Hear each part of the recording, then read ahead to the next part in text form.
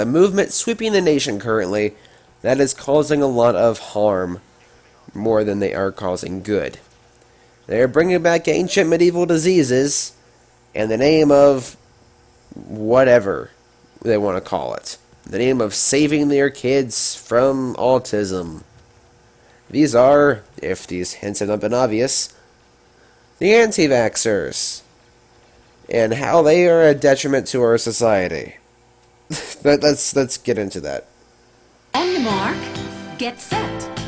We're riding on the internet, cyberspace, set free. Hello, virtual reality.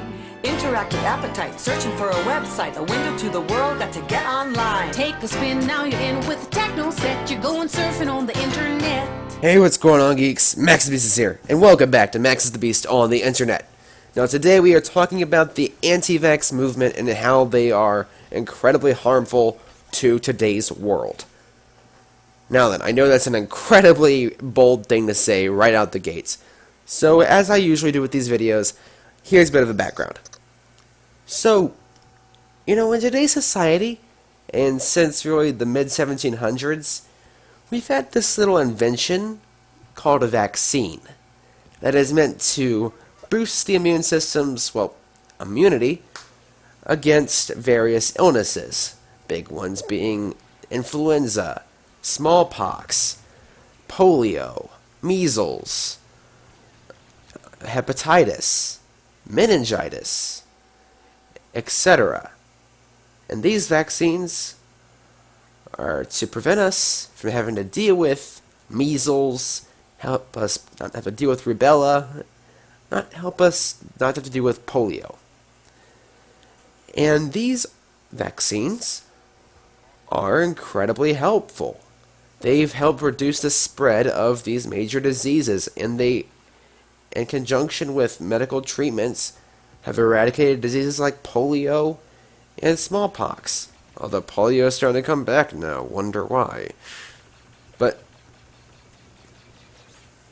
they help people. And they have caused a disease like smallpox, which has killed over 300 million people in its span of life, to become no longer an issue. That's what the term eradicate means. Smallpox is gone. Only 2 vials of it remain. And they're only kept in captivity for study on them in case a disease like smallpox ever emerges again. And so they can potentially even replicate a vaccine for it.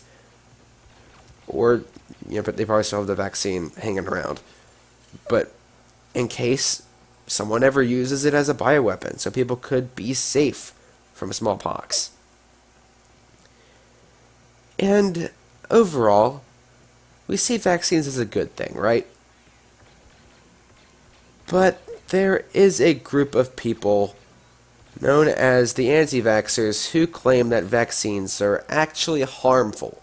They believe that mental illnesses such as autism are directly caused by getting vaccinated, which couldn't be further from the truth.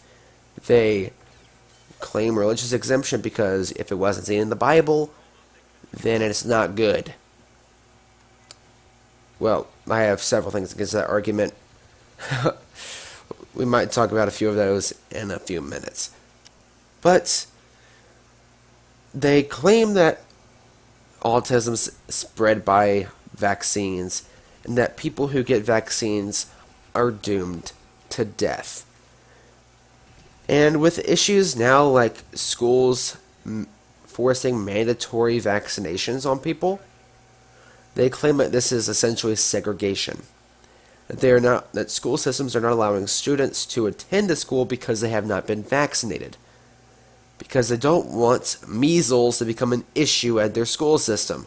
And parents of these students are claiming that it is essentially segregation and against their human rights to be separated from people at school because they have not been vaccinated, which is incredibly stupid because the school system is looking out for the students. It's looking out for the people who are under its care. they should not have to worry about rubella spreading around their school system because most students should be vaccinated. And if students refuse to get their mandatory vaccinations, they should not be allowed in the building. It's reasonable. You get vaccinated, you get to be in the school. If you don't, well, sorry, find an alternative. This is getting these school systems flack for no reason other than the fact that these parents just refuse to, use common sense and link together that, there's been millions of studies, not actually millions, but thousands or maybe even less than that, hundreds. Again, there are definitely plenty of studies that show that vaccinations are incredibly helpful and do not cause autism and are not poisonous for your kids. Man. But you see the issue. Because people, and it's leading to issues now, where medieval diseases like measles starting to come back and starting to become an issue. Polio is an issue in India right now. Although in that situation it's more because people can't get vaccinations less than they refuse to. Because it's occurring in the poorer sections of the nation. But it's problematic for us over here to have to deal with this, because we shouldn't have to deal with this. By now, people should have enough sense to know that vaccinations are helpful. But let's talk about a couple arguments here. Right, so the first one is religious exemption, and that if it's not in the Bible, it's not good. Well, first of all, the Bible was written like a couple thousand years ago, where vaccines did not exist. Therefore, nowhere in a 2,000-year-old document would there be something saying vaccinations help solve the issue of illness, because that's not the point. They didn't exist. There were no vaccinations in biblical times. So, what does that mean? It's not because they're not good, it's because they didn't historically exist. So of course, they will not be documented 2,000 years ago. They weren't there. So, let's move on to modern religious exemption.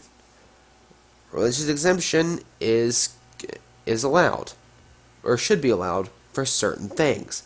However, I do not believe that those who claim religious exemption should have it for vaccines. Because, look, if you want to believe whatever you want to believe, that's fine. That's one of our key parts of our society. The fact that we have a freedom of religion. That's something to be proud of. That our nation allows anybody to believe whatever they want to believe, right? But here's the thing. When you're causing other people harm because you refuse to vaccinate, because you claim that it's against your religion, there's the problem. You're harming people. You're getting them sick with diseases that could be easily prevented by usage of vaccines. And these people could die. Especially if they're kids. These people could die. And it's scary. It's scary to think about that people could die because somebody else refuses to vaccinate. It's scary. And as it happens, it's going to raise even more of an issue for this movement. It's problematic for everybody involved. The anti-vaxxers aren't getting vaccinations, so they're at a higher risk of getting sick, and people around them are having a higher risk of getting sick because people who should have their vaccines don't. See, there's a little something called herd immunity, in which people are protected by people who have vaccines. People are protected from illness by a herd, because, like in herds, cattle, are together, and if the cattle are overall healthy, then it'll be harder for disease to take root. So, the same case goes for people who don't have vaccines. If people have vaccines and there are people who don't, the healthy people will outnumber these sick, or not sick people, but these unvaccinated, and will be able to protect them. However, as the number of unvaccinated increases, then it's becoming more of a detriment to this herd immunity. Because here's the real problem.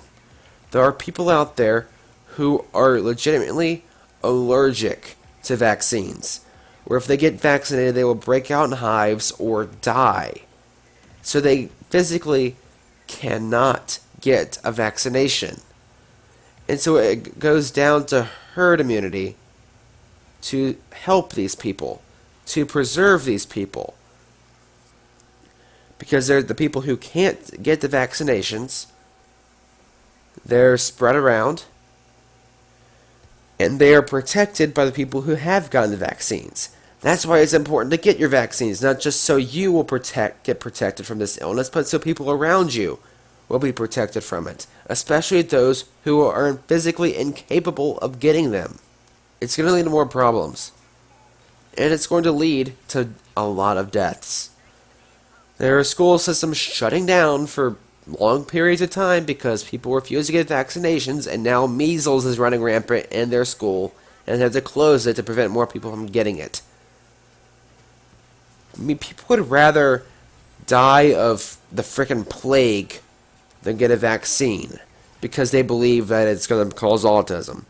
There have been studies done that prove, beyond a shadow of a doubt, that autism is not caused by vaccines and has no link to vaccines. And that anybody claiming that vaccines lead to it is stupid. Arguments used by people anti-vax, they're usually short, dull, and have no backing. They claim that there have been studies done to prove the fact that vaccines are harmful, but they don't provide any. And so in the description of this video, you will find links to research proving that vaccines are actually beneficial, to show that I am willing to cite sources and to do what the anti-vaxxers won't and provide backup to my claims. And this means that the anti-vaxxers' arguments always fall short and are usually never believed. Of course, unless you're another anti-vaxxer, then you'll buy into it. It's a problematic movement and needs to be shut down. It's not segregation that your kid isn't being allowed to go to school because he refuses to get vaccines. It's actually, Karen, you not being a good parent and not taking care of your child, because now your child is susceptible to illnesses that they shouldn't be susceptible to. That could have easily been avoided had you just taken them to the doctor for 15 minutes, signed them in, and gotten their bloody shot. It would have been quick, relatively painless, because it's like a millisecond worth of pain and that's it. And a bit of muscle pain like the day after and that's it. I mean, I take a day of muscle pain over freaking smallpox, right? I take it over yellow fever. Use your brains, people. Think before you speak. It's problematic and needs to be dealt with. And I am wholeheartedly in support of school systems and other major systems across the nation not allowing people to show up unless they've had their vaccinations. I mean, for college, I had to get several booster shots and several shots before I was allowed in. I understood the importance of this because these illnesses are real and are actual threats and should be treated as such. So, moral of the story is, get your vaccinations. They are not harmful. They are actually incredibly helpful. Again, I might make another video on this someday, possibly elaborating on what I've said here. But I believe that I provided a decent enough framework to let you guys know why the anti-vax movement is stupid and why you should get your vaccines. So anybody watching this video, please get your shots. People around you depend on it, and it's also good for you yourself to have protection against rubella. So get your shots and live a good life, please. If you don't do it for yourself, do it for those who literally cannot get vaccines. Do it to help continue herd immunity. Anyway, guys, thanks again for watching this video, and as always, Maxusthebeast is out.